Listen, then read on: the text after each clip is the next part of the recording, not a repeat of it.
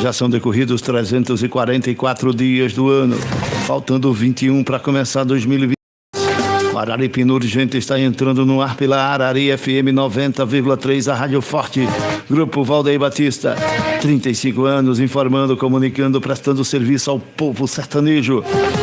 Também estamos ao vivo pelo YouTube do canal do Blog do Roberto Araripina. Se inscreva, comente, compartilhe. Meta o dedo no joinha, não tenha pena não. Encaique mesmo, com gosto. E vamos agora às 7h04 a apresentar as principais notícias do dia, com comentários objetivos, reportagens atualizadas, horário nobre do jornalismo no rádio brasileiro, que é às 7 da manhã. Vamos então! Agora que você está indo para o trabalho, levando o seu filho para a escola, apresentar as principais notícias do dia, no tirinete do programa de hoje. Araripina Urgente, você sabendo de tudo, com Roberto Gonçalves. E saiu o acordão do Natal. O ministro do Supremo Tribunal Federal, Gilmar Mendes, o caba que mais soltou ladrão no mundo, recuou parcialmente de sua decisão e deixou de limitar à Procuradoria-Geral da República a legitimidade para pedir impeachment de ministros da Corte. Por outro lado, o Senado, que tem um bocado lá com o rabo preso e sujo, deixou as discussões sobre a nova lei do impeachment para 2026. Entenda na reportagem completa de Juliana Amaral. Ela é da CNN Brasil. Em uma decisão com elogios ao Senado, Gilmar Mendes suspendeu o trecho que limitava o processo de impeachment contra integrantes da Corte. O recuo atende a um pedido do Senado. A Casa voltou a analisar um projeto que atualiza a lei do impeachment que estava parado há 2 anos. A ideia é que o texto seja um meio termo entre o que defendem STF e Congresso e só avance no ano que vem. Após conversas com o presidente do Senado, Davi Alcolumbre, e o autor do projeto, Rodrigo Pacheco, o relator na CCJ, o Everton Rocha, adiou a apresentação do parecer.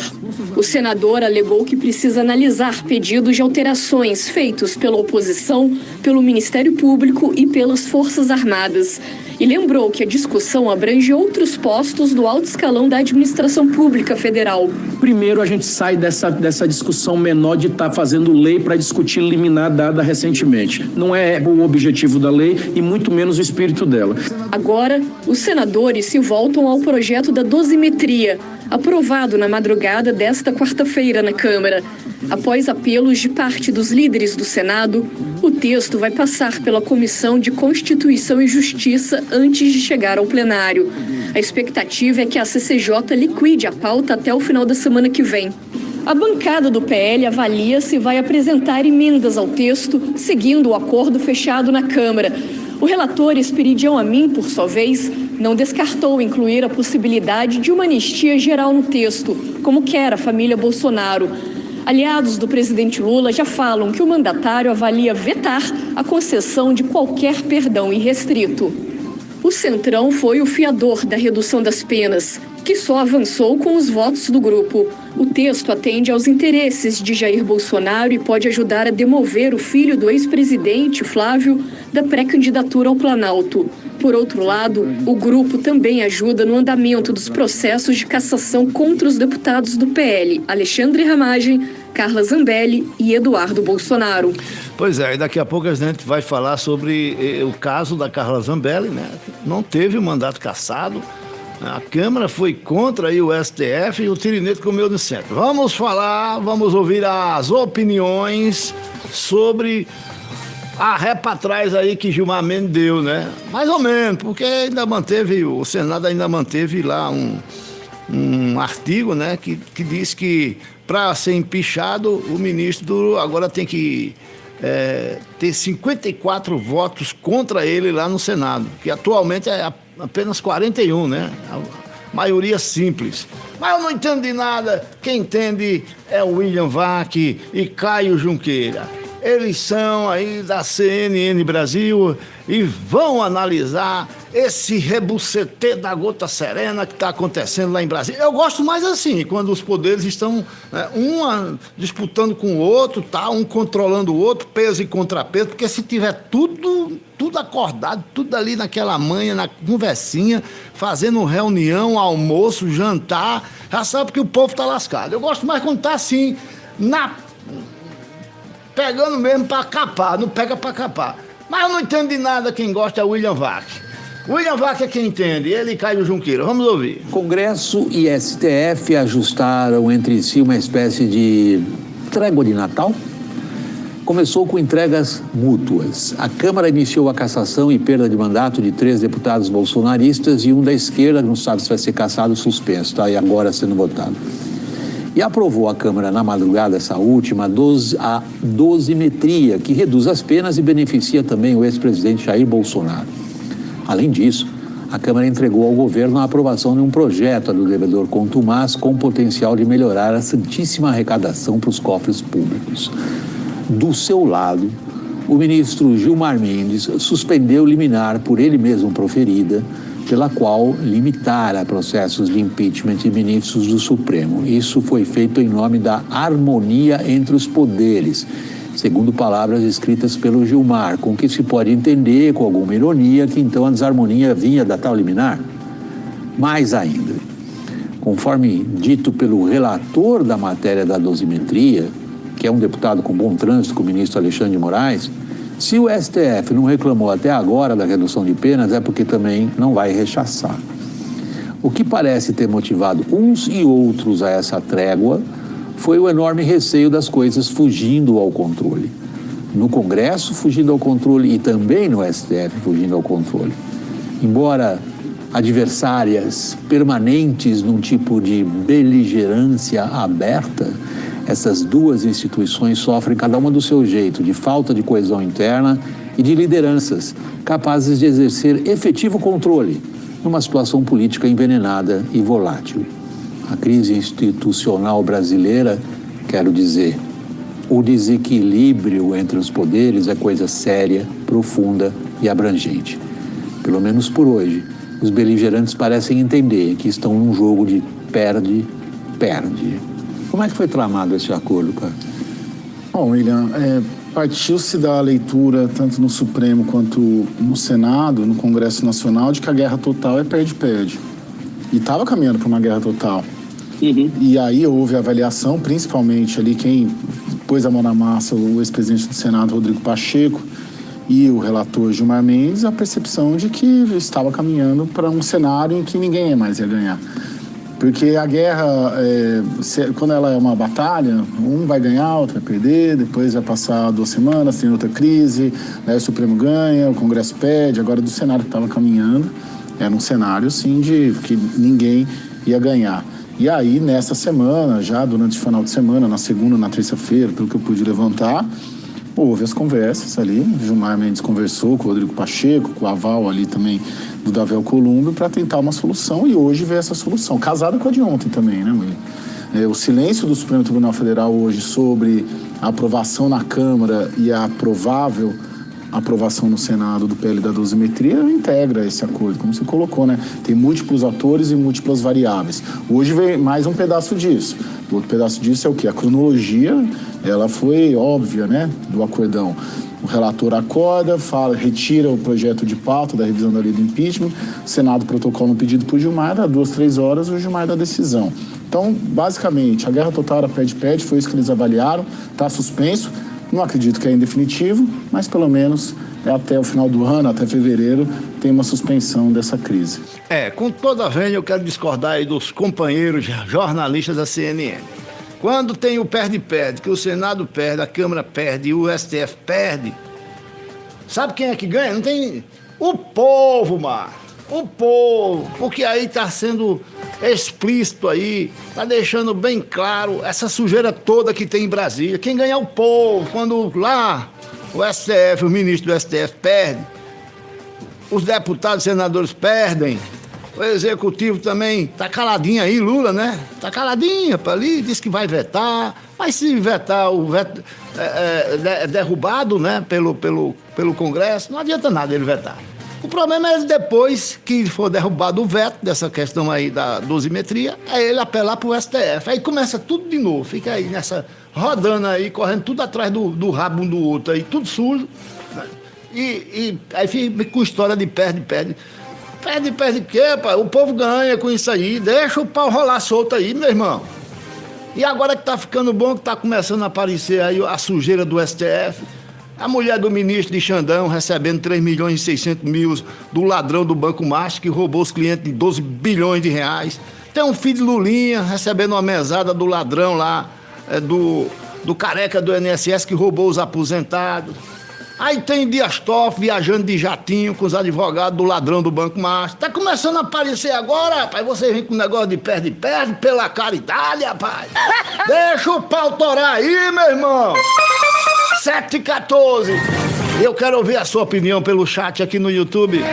Tem a Auxiliadora Monteiro. Bom dia, Auxiliadora. Dia abençoado para todos nós. Dérico José diz que doutor Lula vai vetar a anistia. Eu tô dizendo aqui, é disfarçar. Tá Dérico Retirinito. Tem aqui também o Derek, ele de novo, está dizendo que Hugo Mota não ganha mais nunca na Paraíba, porque passa a madrugada querendo soltar o Bozo, desliga a TV. Então tu deixa pra ligar, ô Derek, só quando ele estiver abraçado com o Lula, porque ele tá assim, ó, assim com o Lula, aí fica difícil, né, meu irmão? 7h15, 7h15 em Pernambuco. Bom, vou falar sobre a Carla Zambelli, né? O deputado do PSOL que chutou lá, um militante, né, do MBL, o deputado do PSOL, o nome do caba lá, eu sei lá o nome daquele empisteado. Aquele ali foi suspenso 6 meses, eu não sei o que, Braga, o nome dele. Pois é, ele foi suspenso. E Carla Zambelli, a Câmara contrariou a decisão do STF e manteve aí o mandato da Carla Zambelli, que está lá exilada na Itália. Vamos ouvir a reportagem sobre o assunto com Eudo Brito. Bom dia, Britão. Bom dia, Roberto Gonçalves, bom dia, ouvintes da Rádio Arari FM 90,3. A Câmara dos Deputados salvou o mandato da bolsonarista Carla Zambelli, do PL de São Paulo, nesta quarta-feira, dia 10, por 227 a 170. Era necessário maioria de 257 votos para cassá-la. A deputada está presa na Itália, para onde fugiu após ter sido condenada pelo Supremo Tribunal Federal. A decisão do plenário contrariou a votação de mais cedo na Comissão de Constituição e Justiça e de Cidadania, que obteve maioria pela perda do mandato com a ajuda de deputados do Centrão. Em 2022, Carla Zambelli foi a deputada mulher mais votada e a terceira no ranking geral, com mais de 946 mil eleitores. O Departamento de Jornalismo da Arari FM, Eudo Brito, para o Araripino, gente. Obrigado, Eudo. Bom, e Valber Braga, né, o nome do deputado do PSOL que foi suspenso, deu uns pontapé lá no militante do PSOL. Mas ele aí é de esquerda, né? Não tem problema não. Eu sei que a Zambelli, né? O STF disse que era para caçar. E a Câmara disse que não vai caçar. Mas tem aí para a semana, ou ainda essa semana, os casos de Eduardo Bolsonaro e o Ramagem, né? Pois é. Tem esses aí. Esses aí eu acho que o Hugo Mota, né? Hugo Mota vai entregar a cabeça deles para Lula, né? O Eric aqui está dizendo aqui que está com raiva de Hugo Mota, né? Mas ainda vem muita coisa ainda pela frente, meu irmão. Ele liberou aí a Carla Zambelli, que está para ser extraditada aqui para o Brasil pela justiça italiana. O problema é que ela é cidadã italiana, né? E a justiça lá está pedindo explicações aí, porque é que ela está sendo julgada pela própria vítima, né? O Alexandre Moraes é vítima, é a suposta vítima da Carla Zambelli, e ele é quem está julgando o caso. Como é que pode um negócio desse? Só no Brasil mesmo, né? Pela caridade. Aí os italianos, a justiça italiana está olhando lá, pai, como é que é essa história aqui? Ela está sendo julgada pela vítima, isso não existe não, está lá, tá passando o tempo e até agora não extraditaram não, né? Como também não extraditaram os jornalistas, né? Está na Espanha, o Evaldo Estáquio, a justiça espanhola disse que lá na Espanha não tem crime de opinião, então ele vai ficar lá mesmo, Xandão queria trazer ele para cá, né? Para meter na cadeia. Tá também a extradição, não foi aceita lá nos Estados Unidos do jornalista Alan dos Santos também, né? Do Paulo Figueiredo, do Rodrigo Constantino, tudo jornalista aí que foram inventados de criticar o STF, tá tudo aí sem poder pisar o pé aqui no Brasil. Mas aí tem gente que diz que isso ainda é uma democracia, né? Pela caridade, Galo Branco. Tenha calma, Galo Branco. Tenha calma, doutor Roberto. São 7h19. Vamos falar sobre pesquisa. Saiu pesquisa. Valdir Moura, diga aí, Valdir, onde é que você tá? Tá no chat aí do YouTube, com a cidade que você tá falando, Valdir Moura, Cleison Santos. Cleison Santos tá dizendo aqui, velho canalha, só não sei com quem é. É comigo, meu irmão, pela caridade. Alô, Ideval, daqui a pouco eu coloco o seu áudio, Ideval. Edson Silva tá no YouTube, aliás, tá no WhatsApp da Arari FM, tá reclamando da Compesa. Tem aí o Marcelo Jacó, obrigado, e a Sandra assistindo a gente. Bom, vamos falar sobre pesquisa. Saiu pesquisa, mais uma pesquisa. Lula é reprovado por 52% dos eleitores brasileiros. 42% aprovam. As informações, os detalhes dessa pesquisa com Robson Moreno. Bom dia, Robson. Muito bom dia. Levantamento nacional do Ipsos, IPEC, mostrou que 52% dos eleitores em todo o país reprovam o governo do presidente Lula do PT. Outros 42% aprovam o petista. Não sabe ou não responderam somam 6%. Avaliação de Lula do PT. Reprovam 5%, aprovam 42%, não sabem, não responderam 6%. Em comparação ao último levantamento feito em setembro, houve uma oscilação de 1 ponto percentual para cima na reprovação de Lula do PT e 2 para baixo na aprovação. O levantamento também constatou o grau de confiança do eleitor no governo Lula do PT. 56% dizem não acreditar na administração, outros 40% confiam. Confiança no governo. Não confiam 56%, confiam 40%, não sabem, não responderam 4%. Ao todo, 2.000 eleitores foram ouvidos em 131 municípios, entre os dias 4 e 8 de dezembro. A margem de erro é de 2 pontos percentuais para mais ou para menos. E essa notícia tem um oferecimento todo especial de Prime Ópticas, na rua José Barreto de Souza Sombra, no centro da cidade. Na Prime você encontra sempre o melhor com o menor preço para você e sua família. Obrigado, Robson. E você, o que é que acha? Qual é a sua opinião sobre a aprovação do governo de Papai Lula? Tá bom? Tá tudo legal? Você chega aí, vê seu BPC, tá tudo direitinho? Você está se aposentando sem aperreio nenhum? Como é que tá? Recebendo tudo direitinho, as estatais? Falar em estatal, rapaz, não é que os Correios, pois é, vai ter greve nos Correios e pode afetar, caso isso ocorra, as entregas aí de Natal, né? Suspenderam lá o peru dos coitados dos carteiros, suspenderam o STC. Rapaz, tá um funaré da gota serena. Aí a direção, né, do sindicato dos funcionários do Correio avisou, dia 16 vai ter uma votação em plenária para decidir se vão entrar em greve ou não. Vamos ouvir aqui a representante aí do sindicato dos funcionários do Correio. Trabalhadores e trabalhadoras dos Correios, nós acabamos de sair aqui da reunião, da mesa de negociação, onde a empresa jogou uma bomba para nós trabalhadores, onde ela propõe o fim do Vale Peru, o fim dos 70% de férias que ela nem vinha pagando, que ela deu calote nos trabalhadores, plano de saúde, onde a empresa deixa de ser a mantenedora, de ter a responsabilidade de ofertar o plano e passa a oferecer um plano através de uma operadora ou de uma administradora, o fim da entrega matutina e a volta do SD, porque estava condicionado à contratação. Então, essas são as propostas de hoje de retirada de direitos.